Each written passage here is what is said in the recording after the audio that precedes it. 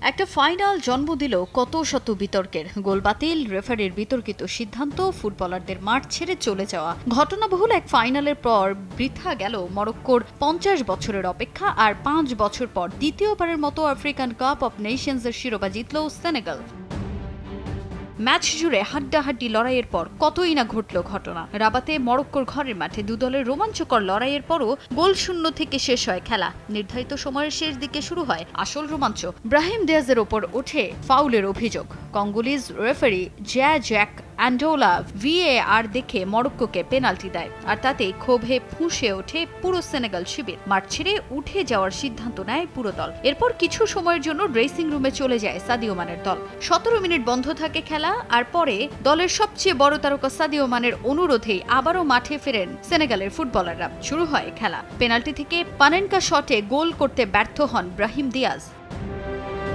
নির্ধারিত সময়ের খেলা শেষে এরপর অতিরিক্ত সময় গড়ায় ম্যাচ, আর শেষ পর্যন্ত 1-0 গোলের জয় নিয়ে মাঠ ছাড়ে সেনেগাল। 2021-এর পর আবারও আফ্রিকান কাপ অব নেশনসের শিরোপা ঘরে তোলে সাদিও মানের দল। তবে এ জয়েও স্বস্তি নেই সেনেগাল শিবিরে। এমন জয়ের চেয়ে আরও ভালো ছিল বলে মন্তব্য করেন সাদিও মানে। খেলা শেষে রীতিমতো ক্ষোভ ঝাড়েন তিনি সহ দলের বাকিরা।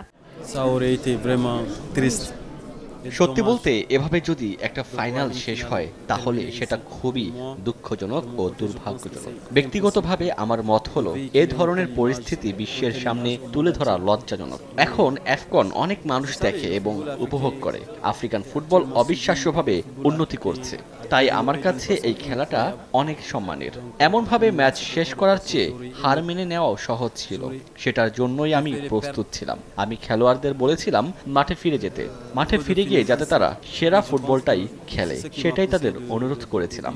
ঈশ্বর মহান, তিনি যা করেন তা ভালোর জন্যই করেন। শুধু সাদিও মানেই নন, এমন ম্যাচ নিয়ে রীতিমতো হতাশ ফাইনালের একমাত্র গোলদাতা পাপে গেয়ে। রেফারির বিতর্কিত সিদ্ধান্ত, VAR গোল বাতিল সহ ম্যাচের অসঙ্গতিপূর্ণ সিদ্ধান্তে সেনেগালের সাথে অন্যায় হয়েছে বলে মন্তব্য করেন তিনি। আমাদের সঙ্গে যা হয়েছে তা খুব অন্যায় হয়েছে। রেফারি VAR দেখতে যাননি, আমাদের গোল বাতিল করেছেন। তিনি ভুল সিদ্ধান্ত নিয়েছেন। আমরা মানুষ, তাদের এমন ব্যবহারে আমরা হতাশ হয়েছি। এরপর সাদিও মানের কথায় আবারও মাঠে ফিরে যাই। তবে ঘরের মাঠে 50 বছরের অপেক্ষার অবসান ঘটিয়ে আফ্রিকান কাপ অব নেশনসের শিরোপা জিততে না পারায় আক্ষেপে পড়ছে মরক্কোর ফুটবলার ও সমর্থকরা। তাজিন খন্দকার, সময় সংবাদ।